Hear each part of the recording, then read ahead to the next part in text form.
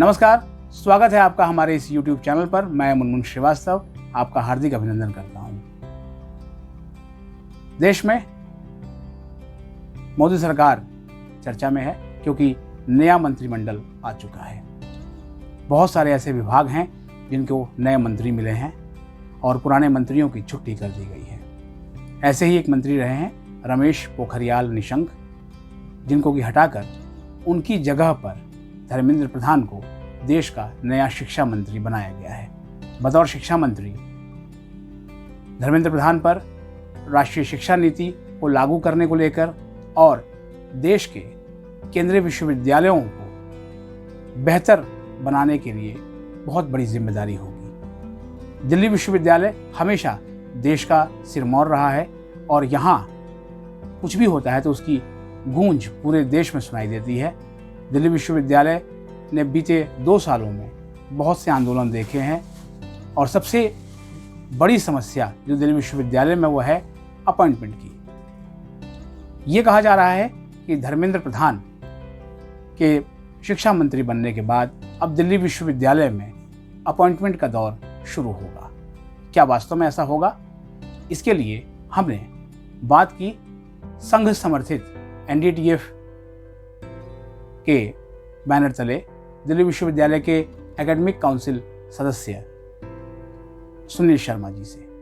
Sunil Sharma Dayal Singh college में political science के professor हैं और आइए जानते हैं कि सुनील शर्मा ने क्या कहा और उनको देश के नए शिक्षा मंत्री से कितनी उम्मीदें हैं।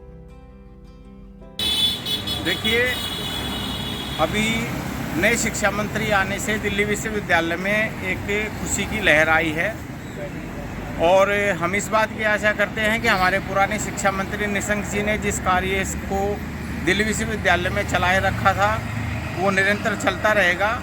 दिल्ली विश्वविद्यालय पिछले बहुत दिनों से अपने PPP के एजेंडे पे काम कर रहा था, प्रमोशन, पेंशन और परमानेंट अपॉइंटमेंट, जिसमें पिछले दिनों पेंशन पर और प्रमोशन के मुद्दे पर दिल्ली विश्वविद्यालय ने बहुत हद तक उन सब वो सारी चीज़ें अचीव कर ली हैं। अब हमारा तीसरा मुद्दा रहता है परमानेंट अपॉइंटमेंट का। दिल्ली विश्वविद्यालय में लगभग 1 दशक से ज़्यादा से यहाँ पर नियुक्तियाँ नहीं हुई हैं। कभी कभार कोई छूट-मूट नियुक्तियाँ हुई हैं, जैसे अभी पीछे विश्वविद्यालय विभाग स्तर पर करीब 125 के करीब नियुक्तियाँ हुई और उसके बाद कॉलेजों में किसी प्रकार की नियुक्तियाँ नहीं हुई, जिसके कारण कई बार दिल्ली विश्वविद्यालय में आंदोलन भी होते रहे और उन आंदोलनों के फलस्वरूप जो अकर्मण्य वाइस चांसलर एक हमारे बीच में थे योगेश त्यागी जी, उनको जाना भी पड़ा। ये हमारे पुराने शिक्षा मंत्री का एक अच्छा अचीवमेंट था कि दिल्ली विश्वविद्यालय के इतिहास में 98 साल के इतिहास में ऐसे अकर्मण्य वाइस चांसलर को यहाँ से भगाया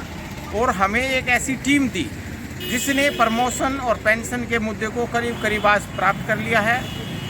फर्स्ट लेवल से लेकर और सीनियर प्रोफेसर तक के सारे प्रमोशन बड़ी स्मूथ तरीके से निरंतर हो रहे हैं। हर दिन किसी न किसी कॉलेज में प्रोफेसर का पद का इंटरव्यू होता है।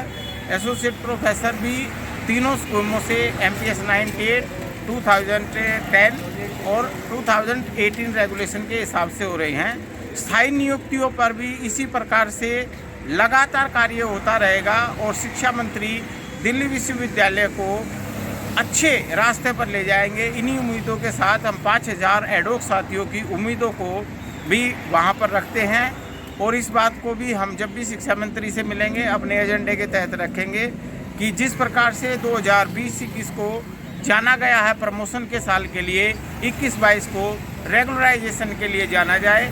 हमें नए शिक्षा मंत्री से बहुत उम्मीदें हैं और हम उम्मीद करते हैं, आशा करते हैं कि वे अपने नए दायित्व के साथ इन उम्मीदों पर खड़े उतरेंगे। धन्यवाद। तो देखा आपने, 2020 के बाद अब 2021 को दिल्ली विश्वविद्यालय से जुड़े हुए प्राध्यापक मान के चल रहे हैं कि 2020 में जिस तरह से प्रमोशंस हुए और पेंशन्स के जो इशू हैं उनको सॉल्व किया गया, अब 2021 अपॉइंटमेंट का साल हो सकता है। सुनील शर्मा जी की बातें कितनी सही होती हैं और ये सरकार तक कितना पहुंचती हैं, ये आने वाले दिनों में पता चलेगा। तब तक के लिए आप भी इंतज़ार कीजिए। हमारा ये चैनल आपको कैसा लगता है हमें ज़रूर बताइए। कमेंट बॉक्स में आपकी टिप्पणियों का हमें इंतज़ार है। हमारे इस चैनल को अधिक से अधिक सब्सक्राइब करें, लाइक करें, शेयर करें और अपने दोस्तों को बताएं। मिलते हैं एक और एपिसोड के साथ, तब तक के लिए नमस्कार।